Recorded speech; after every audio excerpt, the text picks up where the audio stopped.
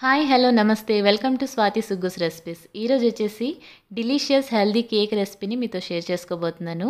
బయట తెచ్చుకునే పని లేకుండా వ్యాలంటైన్స్ డేకి స్పెషల్గా క్యారమల్ క్యారెట్ డేట్స్ కేక్ని ప్రిపేర్ చేసి మీ హస్బెండ్కి సర్ప్రైజ్ ఇవ్వండి. హ్యాపీగా ఫీల్ అవుతారు.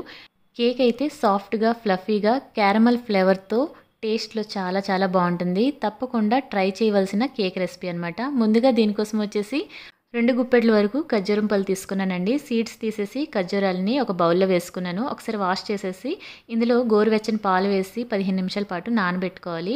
అదే మీరు సాఫ్ట్గా ఉండే ఖర్జూరం తీసుకుంటే సీడ్స్ తీసేసి నార్మల్ టెంపరేచర్లో ఉండే పాలను వేసుకొని నానబెట్టుకోవచ్చు. 3 క్యారెట్లు తీసుకొని తొక్క తీసేసి శుభ్రంగా వాష్ చేసుకొని సన్నగా ఉండే గ్రేటర్తో తురిమి పెట్టుకోవాలండి. ఈ తురిమిన క్యారెట్ని డేట్స్ నానబెట్టుకున్న బౌల్లోనే యాడ్ చేసేసి 15 నిమిషాల పాటు పక్కన పెట్టుకోవాలి. ఇప్పుడు జాగరీ క్యారమలైజ్ చేయడానికి స్టవ్ పైన ప్యాన్ పెట్టి మంటను మీడియం ఫ్లేమ్లో ఉంచాలి. పావు కప్పు వరకు జాగరీ పౌడర్ తీసుకొని ప్యాన్ అంతా స్ప్రెడ్ అయ్యేటట్టు వేసుకోవాలి. దీనికి బదులుగా మీరు షుగర్ అయినా యాడ్ చేసుకోవచ్చు. నేను తీసుకునే జాగరీ వచ్చేసి మెట్రోలో తీసుకున్నానండి. చాలా చాలా బాగుంది. ఆర్గానిక్ జాగరీ పౌడర్ అనమాట. అంటే ఉట్టిదే మనం నోట్లో వేసుకొని తినేయచ్చు, అంత టేస్ట్గా ఉందనమాట. ఈ విధంగా లో ఫ్లేమ్లో మనం కాసేపు అలానే విడిచిపెట్టేసామంటే బెల్లం అంతా కరిగి ఈ విధంగా క్యారమలైజ్ అవుతుంది. ఈ టైంలో మనం 3-4 టేబుల్ స్పూన్స్ వరకు వాటర్ యాడ్ చేసుకోవాలి. అప్పుడే మనకి క్యారమలైజ్ లిక్విడ్ ఫామ్లో ఉంటుందన్నమాట. లేదంటే గట్టిగా అయిపోతుంది. వాటర్ యాడ్ చేసుకొని ఒకసారి ఈ విధంగా బాయిల్ అయ్యాక స్టవ్ కట్టేసి బౌల్లో వేసుకొని పక్కన పెట్టుకోవాలన్నమాట. ఈ జాగరీ క్యారమల్ని కేక్లో యాడ్ చేయడం వల్ల కలరు, ఫ్లేవరు, టేస్ట్ చాలా చాలా బాగుంటాయి అన్నమాట. దీన్ని చల్లారబెట్టుకోవాలంటే ఒక బౌల్లో వేసుకొని పక్కన పెట్టుకోవాలి. పూర్తిగా చల్లారాక కేక్ బ్యాటర్లో వేసి కలుపుకోవాలి. ఇప్పుడు ప్రీ హీట్ చేసుకోవడానికి ఒక పెద్ద గిన్నెని స్టవ్ పైన పెట్టి అందులో చిన్న స్టాండ్ పెట్టాలి. మూత పెట్టి 15 నిమిషాల పాటు మంటని సిమ్లో పెట్టి ప్రీ హీట్ చేసుకోవాలి. ఇప్పుడు కేక్ బేక్ చేసుకోవడానికి ఒక టిన్నుని తీసుకోవాలండి. నా దగ్గర అయితే కేక్ టిన్స్ అయితే లేవు. లోతుగా ఉండే స్టీల్ గిన్నెని తీసుకున్నాను. అడుగున బటర్ పేపర్ వేసేసి చుట్టూరా అడుగున నేతినైతే అప్లై చేస్తాను. ఇప్పుడు కేక్ టిన్ అయితే రెడీ అయిపోయింది. దీన్ని పక్కన పెట్టేసుకున్నాక డేట్స్, క్యారెట్ పాలల్లో నానబెట్టుకున్నాం కదా, ఆ మిశ్రమాన్ని మిక్సీ జార్లో వేసుకొని పల్సిస్తూ 2-3 టైమ్స్ గ్రైండ్ చేసుకోవాలి బరకగా. మీరు నార్మల్గా సాఫ్ట్గా ఉండే ఖర్జూరం పళ్ళు తీసుకుంటే చేతితో మ్యాష్ చేసుకుంటే మ్యాష్ అయిపోతుంది. నేను తీసుకునేవి కాస్త గట్టిగా ఉన్నాయండి ఖర్జూరం పళ్ళు, అందుకే మిక్సీ జార్లో వేసుకొని ఈ విధంగా బరకగా గ్రైండ్ చేసేసాను. ఇందులోనే ముందుగా ప్రిపేర్ చేసుకున్న జాగరీ క్యారమల్ని యాడ్ చేసుకోవాలి. అలానే ఏ కప్తో అయితే బెల్లం తీసుకున్నామో ఆ కప్తోనే కండెన్స్డ్ మిల్క్ వేసానండి. కండెన్స్డ్ మిల్క్ వేయడం వల్ల కేక్ ఫ్లేవర్, టేస్ట్ చాలా బాగుంటుంది. అదే కప్తో 3/4 కప్పు వరకు నేను ఇందులో ఫ్లేవర్లెస్ ఆయిల్ యాడ్ చేశాను. మీరు కావాలంటే బటర్ కూడా వేసుకోవచ్చు, మెల్టెడ్ బటర్ అనమాట. ఇదంతా మిక్స్ అయ్యేటట్టు స్పాచులాతో బాగా మిక్స్ చేసుకోవాలి. ప్రిపేర్ చేసుకున్న ఈ వెట్ మిక్స్చర్ని పక్కన పెట్టేసి ఇప్పుడు డ్రై మిక్సర్ని ప్రిపేర్ చేసుకోవాలి. ముందుగా ఒక బౌల్ తీసుకొని దానిపైన జల్లెడ పెట్టేసి ఇందులో 1.5 కప్పు వరకు మైదా పిండి వేసుకోవాలండి. ఇందులోనే 1 టీ స్పూన్ వరకు బేకింగ్ సోడా, అలానే పావు టీ స్పూన్ వరకు వంట సోడా వేసుకోవాలి. ఈ 2 వేసుకొని చిటికెడంత సాల్ట్ యాడ్ చేసుకొని ఈ డ్రై ఇంగ్రీడియంట్స్ అన్నీ కూడా ఈ విధంగా జల్లించి పెట్టుకుంటే కేక్ ప్రిపేర్ చేసుకునేటప్పుడు లంప్స్ లేకుండా చక్కగా ప్రిపేర్ అవుతుంది.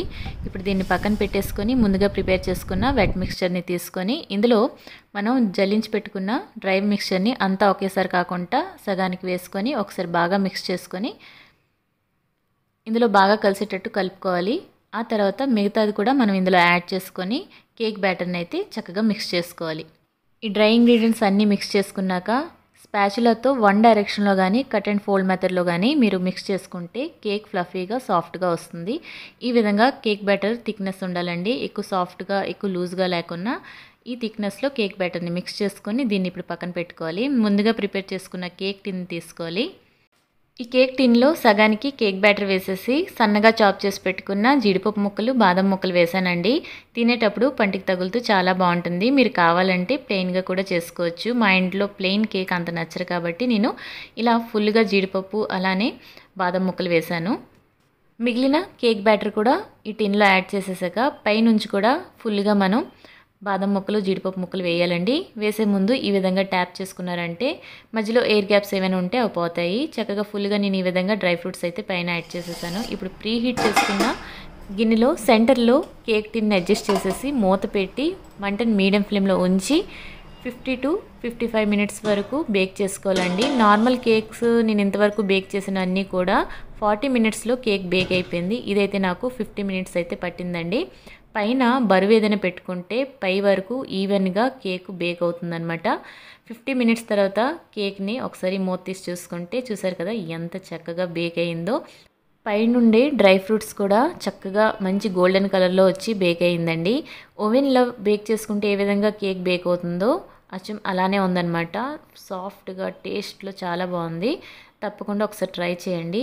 బేక్ అయిందో లేదో తెలుసుకోవాలంటే ఈ విధంగా నైఫ్ని గుచ్చి చూసుకుంటే బ్యాటరీ ఏమీ అంటుకోకుండా వచ్చిందంటే కేక్ పర్ఫెక్ట్గా బేక్ అయినట్టు. వెంటనే కేక్ టిన్ తీసేసి బయట పెట్టేసేయాలి.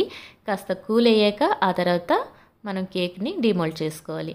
దీనిపైన ప్లేట్ మూత వేయకుండా ఈ విధంగా క్లాత్ వేసుకున్నారంటే ఆవిరి పట్టుకుంటూ ఉంటుంది. పూర్తిగా చల్లారేక నైఫ్తో స్క్రాచ్ చేసుకొని కేక్ని డిమోల్డ్ చేసుకోవాలి. దీనిపైన ప్లేట్ని బోర్లించి చక్కగా కేక్ టిన్ని తిరగవేసుకున్నారంటే కేక్ ఊడి ప్లేట్లోకి వచ్చేస్తుందండి. ఎందుకంటే కేక్ టిన్లో అడుగున బటర్ పేపర్ వేసుకున్నాం కాబట్టి కేక్ చక్కగా మనకి డిమోల్డ్ అయిపోతుంది. చూసారు కదా అడుగు నుంచి పై వరకు కేక్ ఈవెన్గా బేక్ అయింది. పైనుండే డ్రై ఫ్రూట్స్ కూడా ఎంత బ్రౌనిష్గా వచ్చాయో.